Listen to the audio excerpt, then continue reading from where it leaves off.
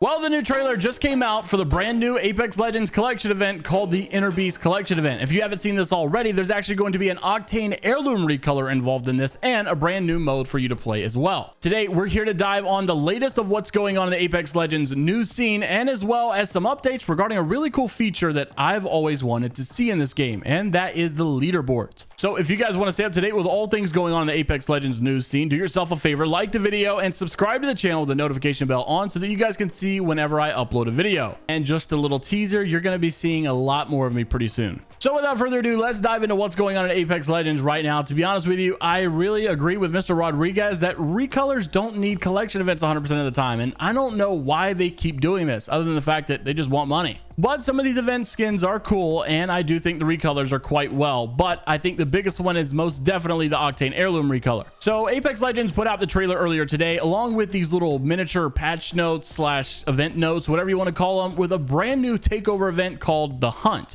Now, basically, inside of this new mode called The Hunt, you have these unique data pads with tracking data on them in a non-ranked Battle Royale mode to discover and be assigned a prey squad for you to go after and hunt and eliminate. Or obviously, you might be the one hunted or eliminated. Hunts are available across the map and can be activated at any time during the match. Initiate a hunt and let the tracking begin.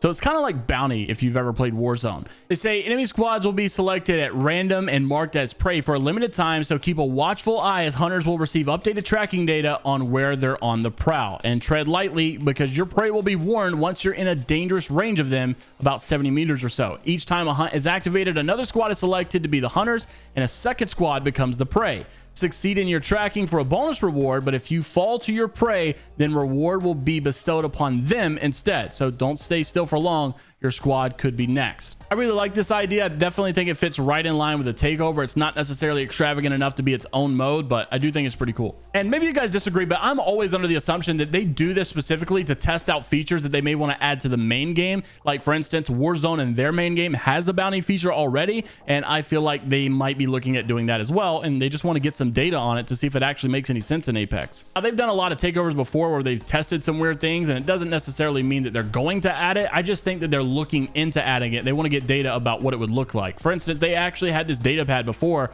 where you could track down and get a loot tick, and I thought that was pretty well. I would actually like to see that come to the main game, but hasn't happened yet. They also have the reward tracker, and you know, whatever, if you're really into that kind of thing. Not personally for me, but once again, like Rodriguez said, I just don't think that all of these skins that have already been used in the past really need a collection event, because you have to buy all 24 of these things in order to get the Octane Heirloom recolor. Yes, it is cool, but honestly, Garrett made a video as well, and a lot of people were under the assumption that this was going to be a 50% off event, and the reason is because they did something similar in the past where Alpha Intel had tweeted out that the Wraith's Kunai heirloom, you guys might remember when that one came out with a new one, the Hope's Dawn, it was actually going to be a 50% reduction in the crafting prices for some of these items, meaning that you can unlock the heirloom recolor for half of the normal amount. Well, sadly, EA must not have liked that idea, because it looks like it did not come to fruition, and this time it just simply is going to be a full priced event. Whatever happened to that whole we learned our lesson from doing recolors and such, and we won't do that again, we understand the frustrations, blah blah blah, you know, they just let things die down and then they just do it again. Yeah, I'll give it to them, these are heirlooms, and that time was like a peacekeeper skin, but still. Now, there was another feature that I wanted to discuss, and that was the leaderboard feature. You guys know that we have always thought it would be most practical to have a ranked leaderboard, maybe kills leaderboard. Like, you guys want to see your stats, you want to see who the #1 lifeline is,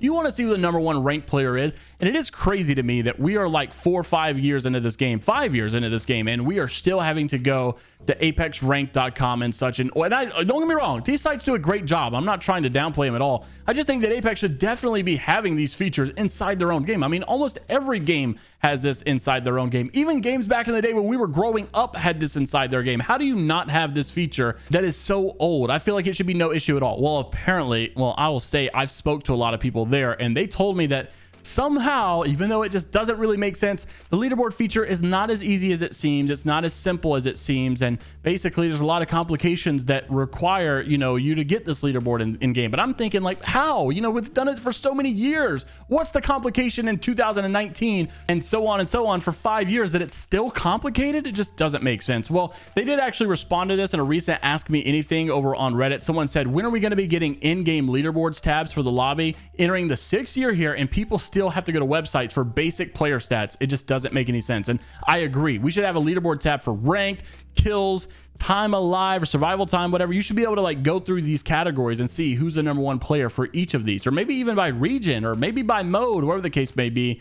And so this person actually responded. They're a lead game designer for Respawn Entertainment, saying, we've talked about leaderboards on the team for a while now, and while we don't have anything planned for the immediate future, we're going to keep talking about it, because if we keep using the RP system that everyone seems to be resonating more with, and I think that is the case. I think you guys like the RP system that we have now much more than the LP system that we had a couple of months ago, right? Well, they said if we do keep using the RP system, it opens up more opportunities. So hopefully we are going in that trajectory to get to that end game at some point. Interested to see what you guys have to say about that and all the topics down in the comment section below. Of course, like the video, subscribe to the channel if you want to stay up to date with all things going on in the Apex Legends news scene, and we'll keep you up to date right here on the channel. Until the next time, I'm